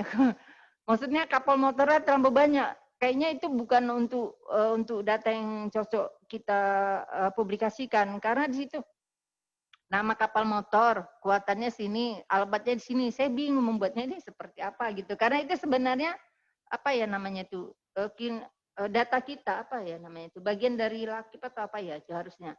Memang tugas kita itu membuat itu, tapi bukan itu yang kita publis ke user. Harusnya mungkin kita bisa menerbitkan jumlah kapal motor yang ada, gitu ya, yang ada.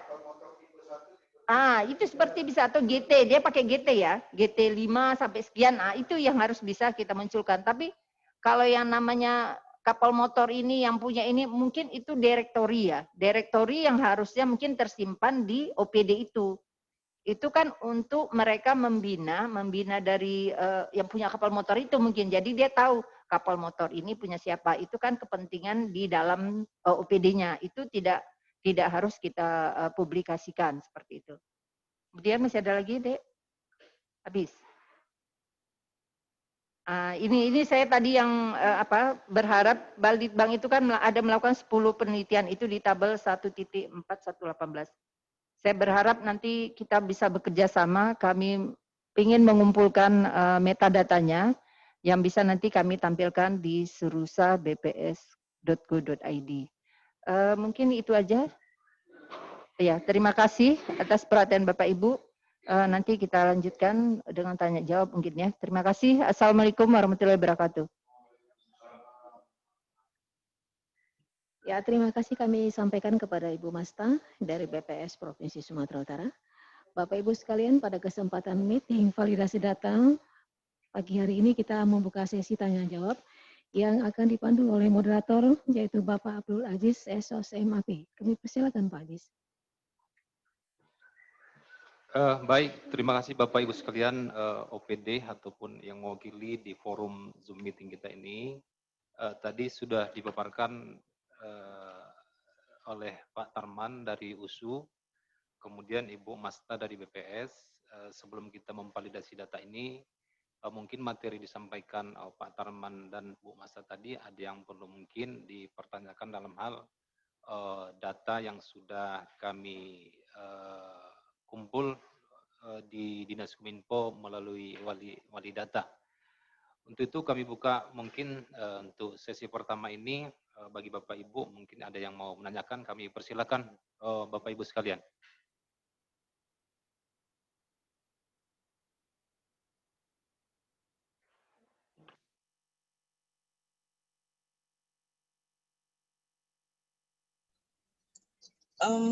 Baik, mohon izin kepada Bapak Moderator, saya Ibu Aziza Hanim, Kasubag Perencanaan di Kanwil Kementerian Agama Provinsi Sumatera Utara. Mohon izin untuk dapat menyampaikan sedikit. Silakan Bu, silakan Bu. Baik, terima kasih sebelumnya kesempatan yang diberikan kepada saya. Terkait tadi apa yang disampaikan oleh narasumber atau pemateri yang menyampaikan ada keterkaitan perubahan data di Kementerian Agama, memang harus kami akui masih banyak pembenahan data yang kami lakukan di jajaran Kementerian Agama Provinsi Sumatera Utara. Terkait perbedaan data, baik itu masalah rumah ibadah, kemudian ada juga penyuluh dan tokoh agama, dapat kami sampaikan ini memang masih kami lakukan perbaikan atau pembenahan data, berhubung ini masalahnya ada juga peraturan-peraturan yang mengikat data itu sendiri, Bapak Ibu sekalian. Artinya, misalnya sebagai contoh, ada peraturan terkait rumah ibadah. Bimas Islam sekarang memberlakukan data rumah ibadah itu yang harus diambil atau di-input dari sistem yang ada yang diberlakukan oleh Bimas Islam. Nah, mungkin data ini akan berbeda ketika kita mendapatkan data di lapangan by sistem. Kemudian juga penyuluh yang saat ini datanya mungkin diambil berdasarkan sertifikat yang mereka punya, begitu Pak, Bapak Ibu, sehingga perbedaan itu bisa drastis ataupun bisa berbeda sangat jauh gitu. Nah, untuk itu kami akan tetap melakukan pembenahan dan terima kasih, mungkin ini juga masukan bagi kami. Mungkin inilah alasan mengapa perbedaan ini terjadi sangat menyolok gitu. Saya pikir ini Bapak Ibu, terima kasih. Nanti kami akan melakukan cross-check kembali terhadap data-data dimaksud. Terima kasih. Assalamualaikum warahmatullahi wabarakatuh. Terima kasih Ibu Azizah dari Kemenang Bu ya. Mungkin dari OPD lain barangkali, jajaran Pemprov. Silakan Bapak Ibu sekalian. Izin Bapak, boleh saya tambahkan sedikit?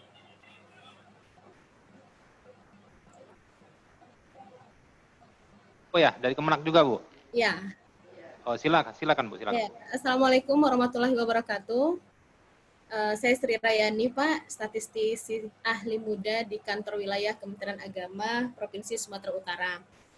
Terkait tokoh agama, Pak, bahwa adanya SK Dirjen Bimas Islam nomor 288 tahun 2019 yang menindaklanjuti hal tersebut, Kanwil langsung mendata penceramah, tokoh masyarakat, ulama, kiai, ormas Islam, kemudian majelis taklim, media sosial Islam.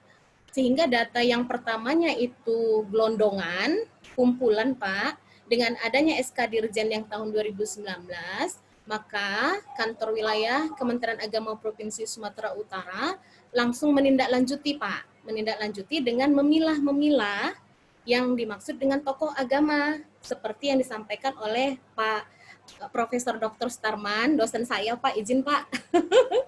Kemudian ada Ibu dari BPS, mohon izin Ibu, bahwa betul adanya definisi ini akan menjelaskan kepada masyarakat bahwa pengertiannya apa dengan adanya SK Dirjen yang baru, Kanwil langsung menindaklanjuti hal ini sehingga data yang pertamanya Pak di angka tahun 2018 di angka 10.000 menjadi 1.957 Pak. Itu last updating terakhir Pak. Terkait hal ini tentu Kanwil juga memiliki pertimbangan Pak bahwa adanya anggaran, kemudian adanya potensi wilayah dan jangkauan wilayah yang jauh, kemudian kompetensi sumber daya manusia kita, yaitu operator, yang perlu juga saran dan masukan tadi dari para pimpinan kita bahwa adanya pelatihan dan lain-lain sehingga memotivasi agar data kita berkualitas, Pak.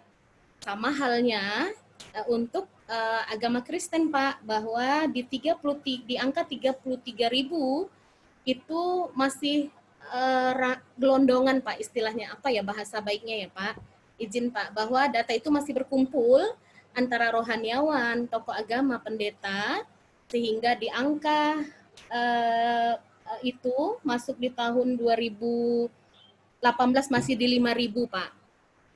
Mungkin dengan langkah selanjutnya, kantor wilayah Kementerian Agama Provinsi Sumatera Utara akan mencoba menyajikan data yang lebih baik lagi Pak.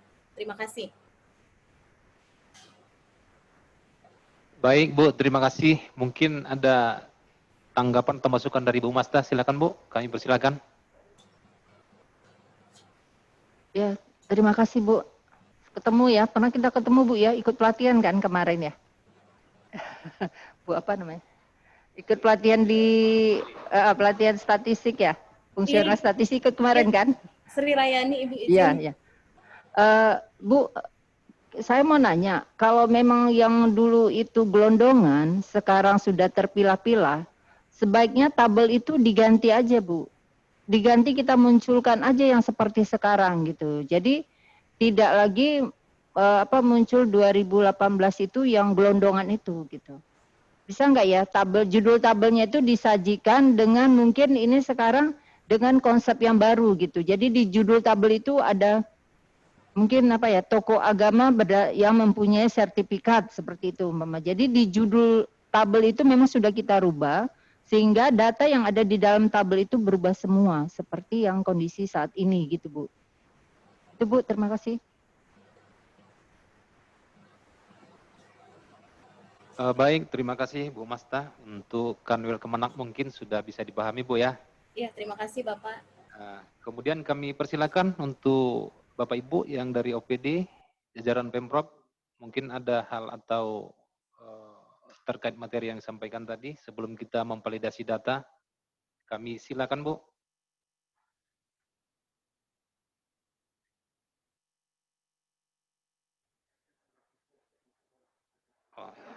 Ya, sementara kalau memang belum ada, mungkin ada arahan atau masukan dari Pak Tarman, kami persilakan Pak Tarman. Terima kasih Pak Jis. Saya ingin menyampaikan tadi berujung kepada data yang berkualitas itu tadi. Satu diantaranya adalah apa? Kita harus mampu mendefinisikan batasan-batasan yang kita maksud itu apa. Contoh tokoh agama, jangan-jangan nanti di dalam catatan gelondongan itu. Yang dimaksud dengan tokoh agama termasuk di dalamnya itu, yang tadi sudah disebutkan Sri Rayani, bahwa ada tokoh agama itu merupakan pendeta. Ya kan? Kemudian jangan-jangan nanti di situ ada sekretaris, misalkan sekretaris organisasi di dalam satu gereja. Padahal ini bukan tokoh agama. Nah, jadi harus jelas apa yang kita maksud dengan tokoh agama itu. Nah, misalkan tokoh agama itu adalah ini misal, kita nggak tahu sesuai dengan definisi yang nanti mungkin didiskusikan atau berdasarkan peraturan-peraturan yang berlaku. Jadi harus jelas definisinya itu, bahwa yang dimaksud dengan tokoh agama adalah seorang pendeta yang punya pengalaman, kalau bisa disebutkan pengalaman. Atau yang lainnya, silakan. Atau punya sertifikat. Ya, itu yang kita maksud dengan tokoh agama. Jangan-jangan nanti orang yang baru tamat sekolah teologi kita sebut sebagai tokoh agama. Nah, ini bisa salah jadi bisa rancu. Bisa membingungkan bagi yang membaca data itu, dan datanya tentunya kalau tidak akurat seperti ini, ya akibatnya apa? Akibatnya nggak bisa kita jadikan sebagai dasar. Dasar apa? Membuat keputusan, buat perencanaan, buat lain-lain dan sebagainya. Jadi penting sekali data ini. Nah, jadi oleh karena itu kita harus berpikir kritis ketika kita membaca satu data, apa yang dimaksud dengan data itu kita harus tahu. Kalau jumlah penduduk mungkin kita sudah, jumlah penduduk tahu kita nggak peduli berapa usianya, nggak perlu jenis kelaminnya, tapi kan bisa dipilah-pilah kalau kita sebutkan jumlah penduduk secara global. Kita pilah menjadi jumlah penduduk berdasarkan jenis kelamin. Apa untungnya dengan tahu jenis kelamin ini, Bapak Ibu sekalian? Keluarga berencana. Kalau di kampus, apa pentingnya jenis kelamin ini? Untuk membangun toilet, Bapak Ibu sekalian. Misal, ini cakap-cakap sederhananya aja. Kalau 70% di dalam satu kampus itu perempuan, Pak, maka toiletnya double yang untuk perempuan. Ya kan? Jadi sederhana aja kalau kita mau berpikir. Jadi tidak kita memberikan proporsi yang sama antara toilet laki-laki dengan toilet perempuan. Ya karena apa Bapak Ibu dibuat sama? Karena kita di Indonesia tidak sama di negara lain. Kalau di negara lain itu toiletnya itu ada apa Pak? Ada restroom, makanya restroomnya itu ruang istirahat. Kalau mohon maaf kalau wanita itu kan ada haid, biasanya ada tempat istirahatnya di situ Bu, di dalam toilet. Nggak seperti laki-laki. Jadi kira-kira seperti itu. Jadi definisi itu penting sekali Bapak Ibu ke depan, harus duduk bersama. Tadi sudah banyak kita contohkan OTG yang tak jelas, hutan konservasi itu yang mana. Ya, hutan lindung. Nah, jadi ada konservasi, ada hutan lindung. Jadi bingung misalkan yang disampaikan oleh Bu Masna. Jadi Ibu Sri Rayani duduklah bersama-sama dengan pimpinan, berdasarkan peraturan-peraturan yang ada, kalaupun memang ada, kalau tidak disebutkan definisinya. Apa yang kita maksud dengan tokoh agama itu? Kira-kira demikian. Baik, terima kasih Pak Tarman. Sudah jelas barangkali Bu Sri ya. Mungkin harapan kami itu biar data kita lebih berkualitas ini Bu. Kemudian kami harapkan dari OPD, silakan Bapak Ibu sekalian. Masih ada Bapak Ibu sekalian yang perlu dipertanyakan, yang kurang jelas barangkali? Atau mungkin sambil menunggu Pak Tarman, kemarin dari tim kita ada kesulitan tentang data dari Badan Penelitian Pengembangan Pak. Yang selama ini kita ketahui ya bentuknya berbentuk narasi. Mungkin perlu penjelasan sedikit Pak Tarman untuk memudahkan Balitbang untuk berbentuk angka Bu barangkali. Kami persilakan mungkin pencerahan sedikit Pak.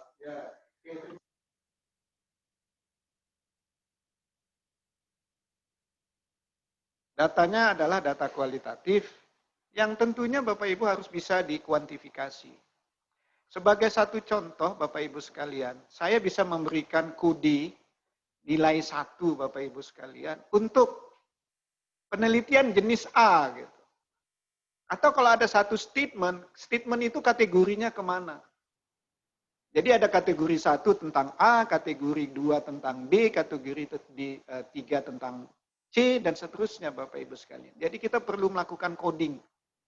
Jadi tidak dalam bentuk narasi. Yang kita narasikan itu tentang apa sih? Pokok utamanya apa? Ya kan? Nah, jadi berdasarkan pokok utama itulah yang kita bedakan dan kita coding, maka nanti akan mudah kita melakukan apa Pak? tabulasi. Nah, jadi oleh karena itu tidak dalam bentuk narasi seperti itu. Kalau dalam bentuk narasi nanti kita nggak bisa mengkuantifikasinya, mau menabelkannya hanya sifatnya hanya sebagai apa? Sebagai menceritakan. Jadi oleh karena itu Bapak Ibu, kita harus mampu melakukan codingnya Bapak Ibu sekalian. Jadi narasi-narasi itu masuk kategori mana? Nggak mungkin lah Pak Bapak Ibu semua narasi itu nggak bisa dikodingkan. Tentunya bisa dikodingkan Bapak Ibu sekalian. Kira-kira demikian. Sehingga nanti untuk tabulasi sudah mudah. Jadi bisa kita katakan kasus. Kasus yang berkenaan dengan apa Pak? Kasus yang berkenaan dengan penduduk misalkan. Kasus berkenaan dengan wanita. Gitu. Kasus yang berkenaan dengan apa? Saya yakin itu ada kodenya yang bisa disusun Bapak Ibu sekalian. Sehingga tidak dalam bentuk. Jadi dalam 1 tahun itu kita bisa tahu Pak, kasus A itu misalkan tentang wanita itu ada 10 kasus.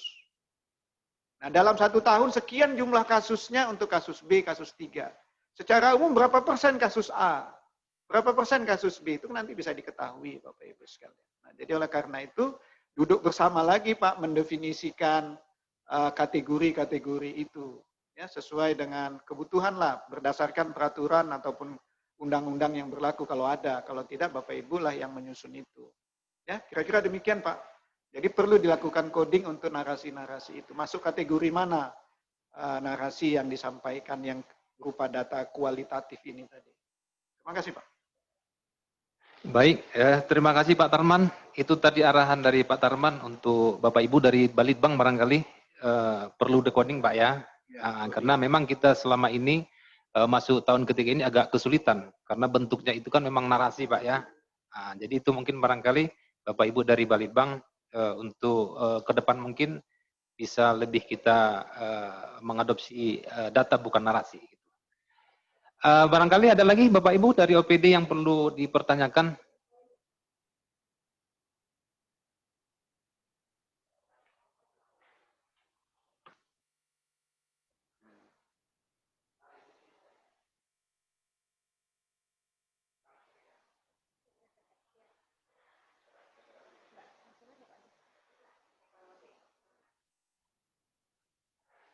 Baik Bapak Ibu sekalian, karena tidak ada lagi mungkin yang bertanya tentang materi sampaikan Bapak Ibu narasumber kita tadi, mungkin kita selanjutnya akan ke validasi data yang sudah kami dapat dari Bapak Ibu sekalian OPD dan ada dari Kementerian Agama juga dan ada dari berbagai instansi vertikal.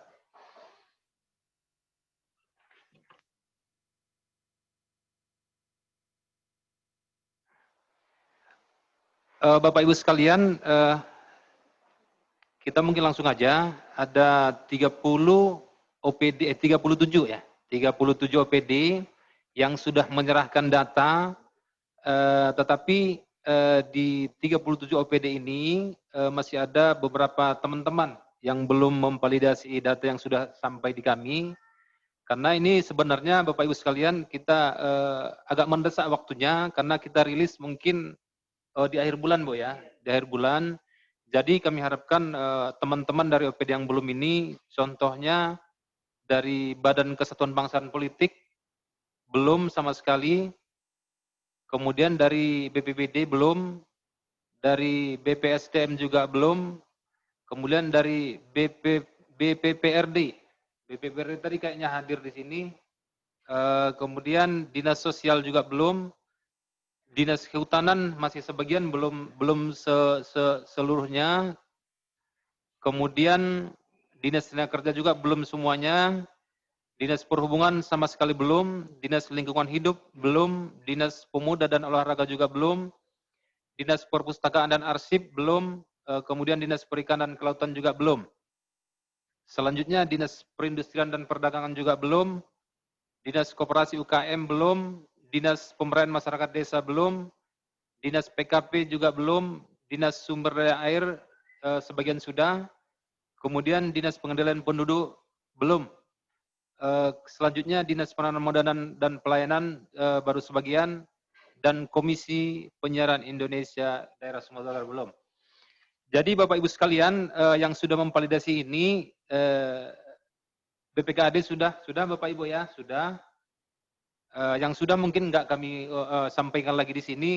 Yang jelas apa yang sudah Bapak Ibu validasi ini sudah final. Berarti yang bertanggung jawab untuk konten dan data yang sudah ada ini, ya itu sepenuhnya ada pada OPD Bapak Ibu sekalian. Kemudian kita akan memberikan limit waktu untuk OPD yang sama sekali belum dan masih sebagian. Karena ini harus kita rilis di akhir tahun, kita juga akan perlu waktu dalam penyusunan buku, Bu ya. Penyusunan buku, kami berikan waktu untuk hasil validasi akhir ini kira-kira tanggal 13 Bu ya. 13 November. Nanti untuk administrasinya, secara administrasi kami akan layangkan surat kembali. Tapi karena kita sekarang ini lagi ada langsung melalui Zoom, kami sampaikan di forum ini paling lama tanggal 13 hari Jumat. Hari Jumat sampai jam kerja Bapak Ibu sekalian.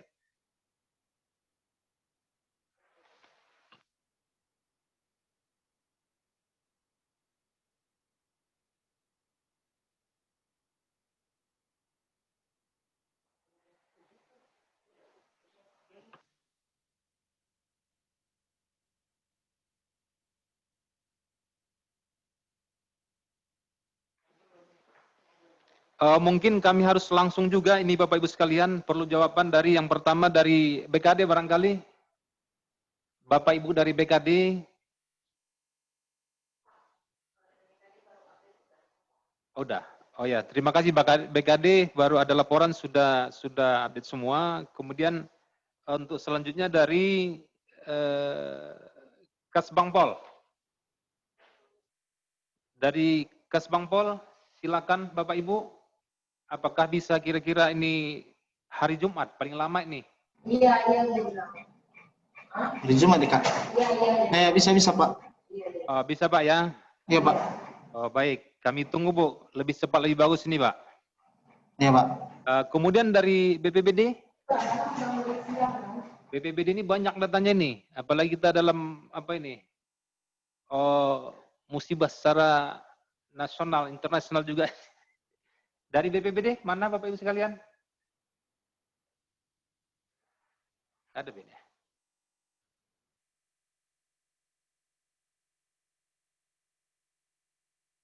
Selanjutnya mungkin dari BPSDM. Dari BPSDM, Bapak Ibu.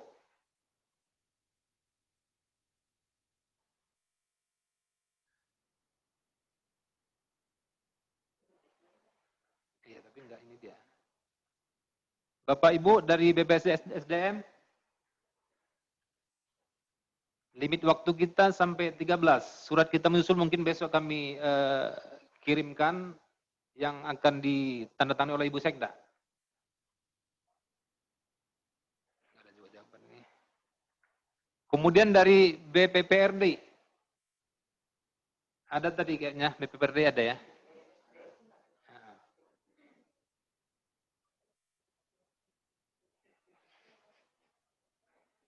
Dari BPPRD,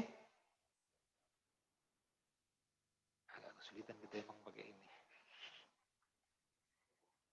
Selanjutnya dari Dinas Sosial. Oh, sosial enggak itu ya.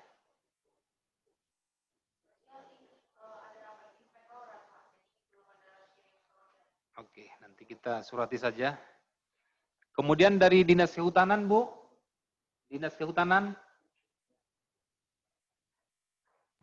Dari Dinas Kehutanan, Pak, ada itu satu data yang seperti yang memang tidak saya validasi, seperti sebaran kawasan.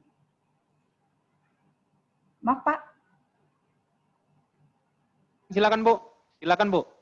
Saya dari Dinas Kehutanan. Memang ada satu data yang tidak saya validasi itu mengenai sebaran kawasan konservasi.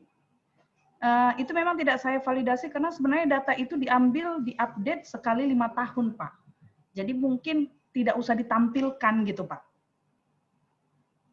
Karena dia nggak tiap tahun gitu loh, Pak, dilakukan gitu. Kalau yang lain-lain itu memang saya validasi karena memang itu dilakukan pendataan setiap tahun gitu.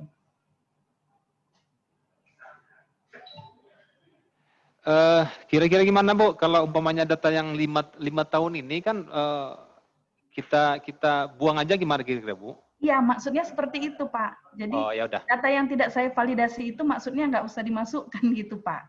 Karena itu bukan yang data yang diambil setiap tahun, yang dia berubah setiap tahun Pak gitu. Itu yang memang dia dilakukan hanya per 5 tahun gitu Pak. Oke, baik Bu. Terima kasih Bu ya. Oke, Pak. Terima Selanjutnya kasih, Pak. dari Dinas Tenaga Kerja. Dinas Tenaga Kerja silakan Bapak Ibu. Enggak ada juga.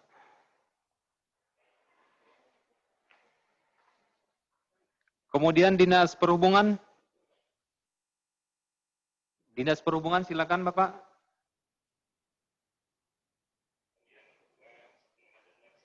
Enggak ada juga. Selanjutnya kami persilakan Dinas Lingkungan Hidup.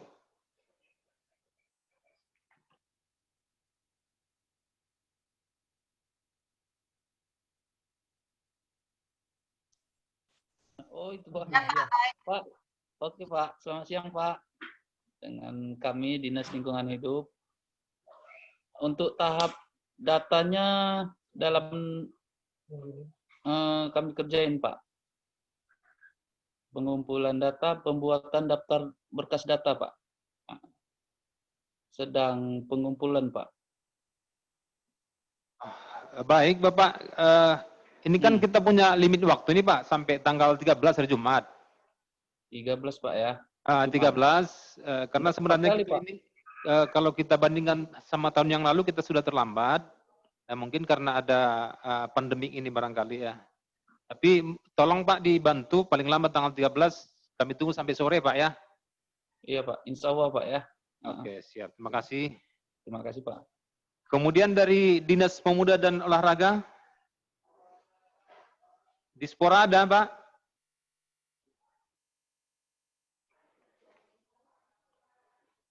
Dispora. Siapa biasa Dispora itu? Lanjut kami ke Dinas Perpustakaan dan Arsip Daerah. Silakan Bapak Ibu.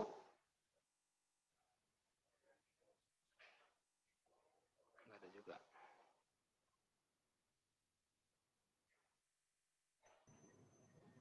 Selanjutnya Pak, Dinas. nanti akan segera kami validasi Pak datanya dari Dinas Pustakaan dan Arsip. Oh ya, terima kasih Pak. Kami tunggu paling lama tanggal 13 Pak ya. Siap Pak. Terima kasih. Dari Dinas Perikanan Kelautan.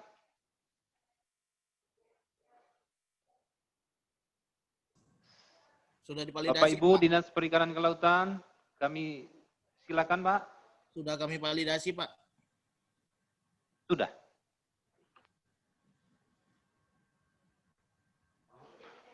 Baru mungkin Pak ya? Iya Pak. Oh iya, makasih Pak, terima kasih Pak. Selanjutnya dari Dinas Perindustrian dan Perdagangan. Silakan Bu, tadi ada anggota Pak Riadil nih. Perindak udah? Silakan Bu, dari Perindak.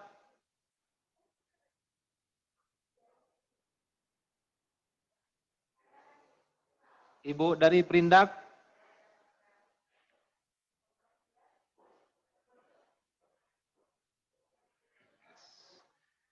Kemudian dari Dinas Koperasi UKM, Pak. Silakan, Pak.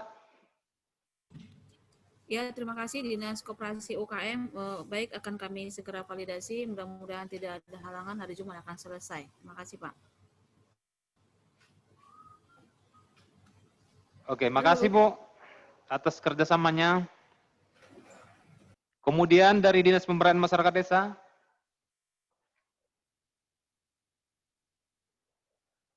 Dinas Pemberdayaan Masyarakat Desa, Bapak Ibu. Udah kan? Ya Pak, untuk Dinas Pemberdayaan Masyarakat Desa kita sudah selesai Pak memvalidasi data Pak. Oh, di checklist kami Bu belum, barangkali baru selesai Bu ya. Semalam Pak, kita sudah konfirmasi sama... Akan kami cek ulang, Bu, kalau begitu, Bu, ya. Ya Pak, siap Pak. Terima kasih, Bu. Ya Pak. Kemudian selanjutnya dari Dinas Perumahan Kawasan Pemukiman, Dinas PKP, Bu. Dinas Baik, Pak. Bentar ya, Pak.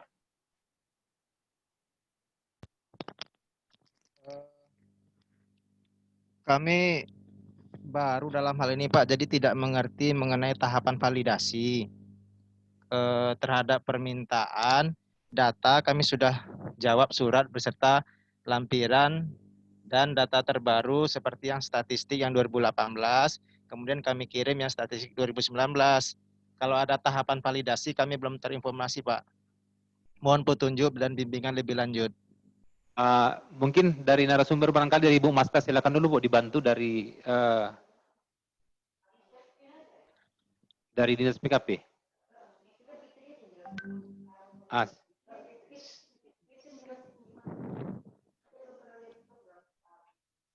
Sebentar Pak ya, sebentar Pak ya. Nah, itu ada programmer kita di sini, biar lebih jelas kita ke depan ini.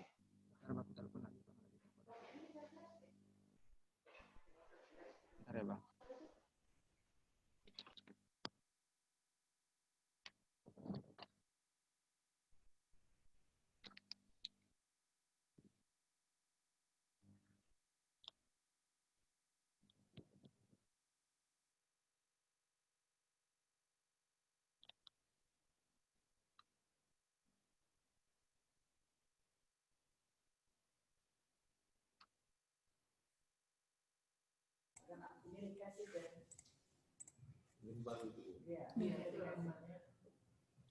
Oke, Dinas Perukim. Dinas Perumahan dan Kawasan Oke. Baiklah Pak, di sini saya akan menjelaskan tentang tahapan validasi. Saya ambil contoh dari Dinas Perumahan Pemukiman.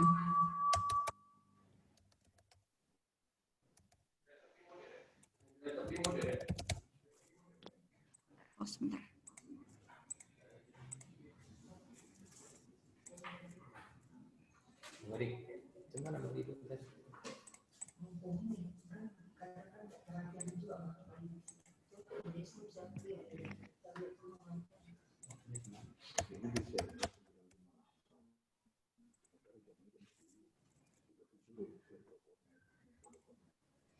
Udah? Kita kan mau validasi data, kemudian kita pilih statistik sektoral.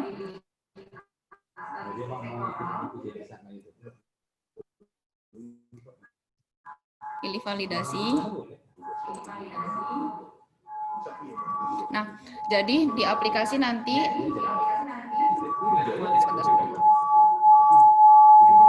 Suaranya kok gitu ya, kayak di kuping.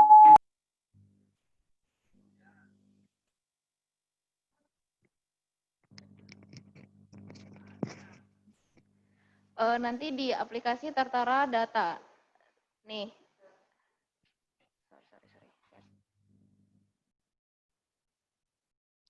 Kalau ada tahapan lain kami bersedia, Bu, di luar pertemuan ini, Bu. Mungkin nanti aja, Bu.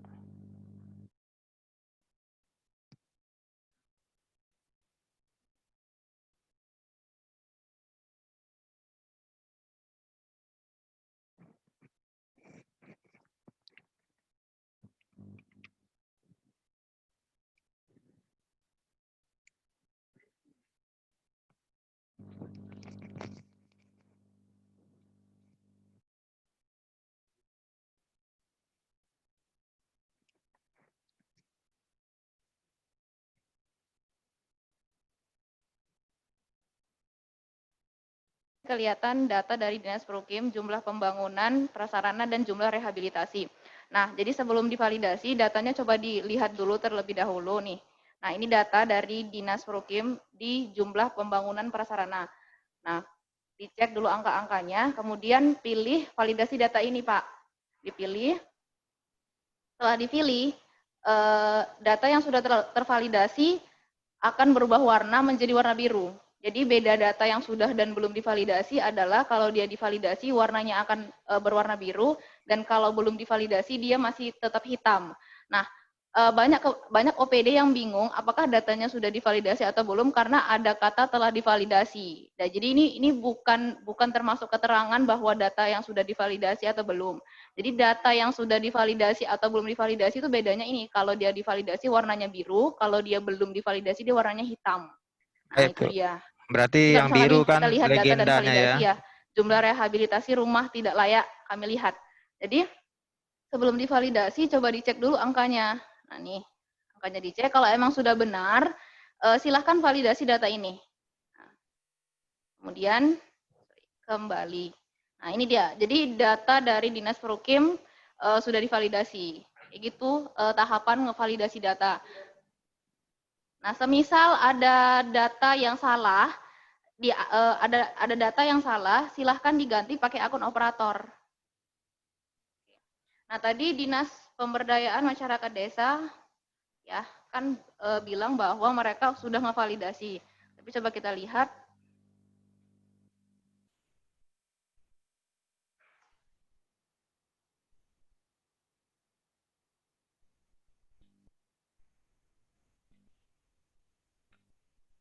Nah, ini. Jadi data dari pemberdayaan masyarakat desa itu warnanya masih hitam.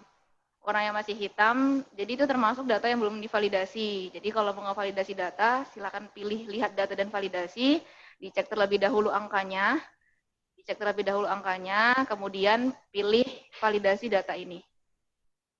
Oke, kayak begitu. Nah, nanti kita akan nanti situ akan ketahuan ternyata data yang sudah divalidasi oleh Dinas Pemberdayaan Masyarakat Desa yaitu rekapitulasi data jumlah kabupaten kota. Oke, mungkin itu aja. Oke. Oh ya. Batalkan.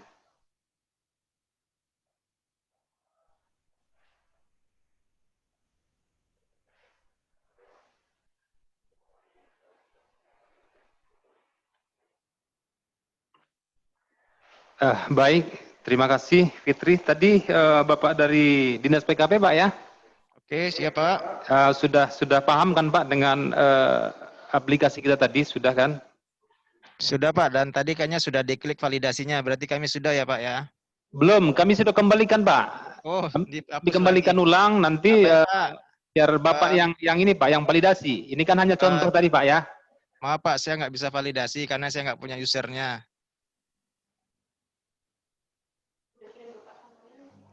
Ada kemarin kita kirim sama Pak Samarianto ya? Pak, iya. Pak Samarianto Pak? Kirim ke saya sendiri Pak, nggak pernah terima. Saya aja baru tahu Pak kalau ada websitenya Pak. Mohon maaf juga Pak, Dinas Lingkungan Hidup juga belum ada Pak. Tuh kan ada lagi yang belum tahu. Dinas Lingkungan Hidup Pak Armin Pak. Pak Armin Pak ya? Iya, makanya jangan gonta-ganti Pak. Jadi kita lebih enak kita komunikasi kan. Oh. Disurati aja Pak masalah usernya Pak. Biar sudah kita surati Pak. Oke Pak, terima kasih Pak. Nah, sudah kita surati Pak. Kemarin udah komunikasi juga dengan Pak Subrata di Dinas PKP ini Pak. Pak Subrata nggak ada ngasih tahu user. Oh. Mana Fit? Saya cuma buat laporan tertulis Pak, nggak ada pakai aplikasi. Pak, sudah saya kirim ke personal chat. Mungkin Bapak lupa ya. Saya kirim lagi aja ya Pak.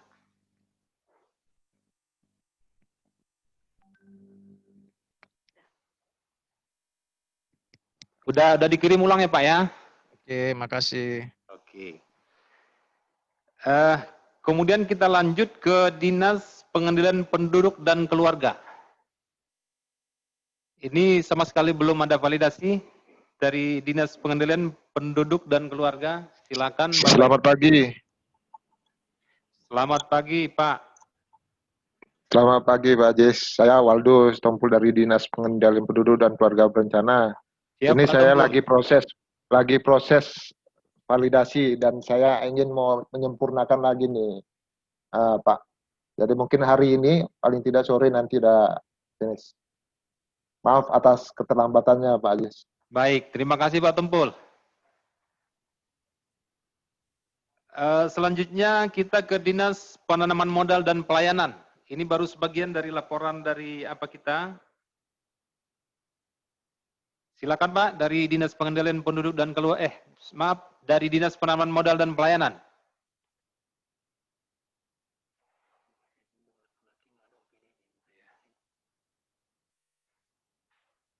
Silakan Bapak Ibu, Dinas Penanaman Modal dan Pelayanan.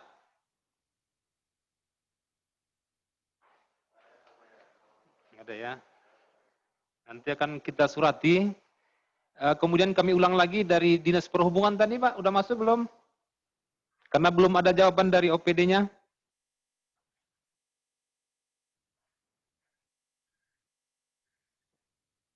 Dari Dinas Pemuda dan Olahraga juga belum?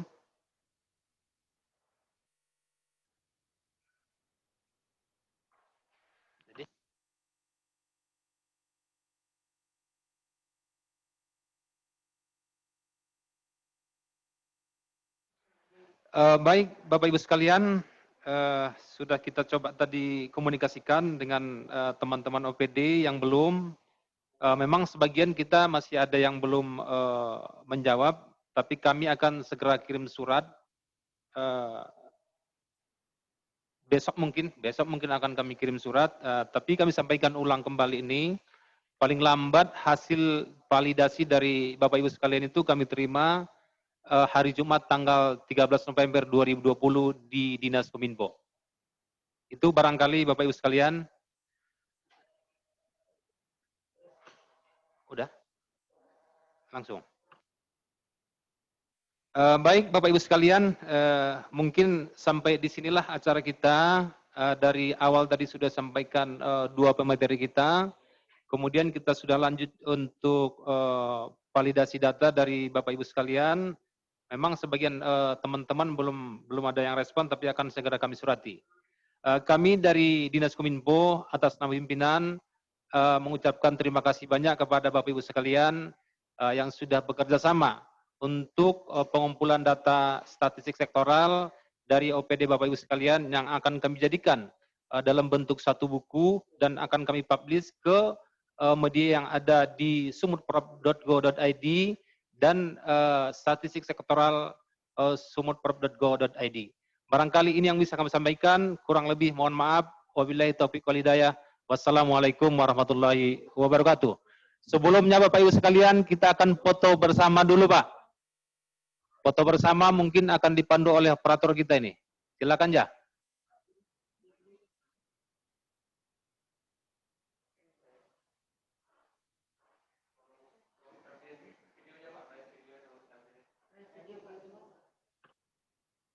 Bapak Ibu, tolong ditampilkan layar video biar kita foto bersama dulu. Aja. Layar videonya, Bapak Ibu sekalian.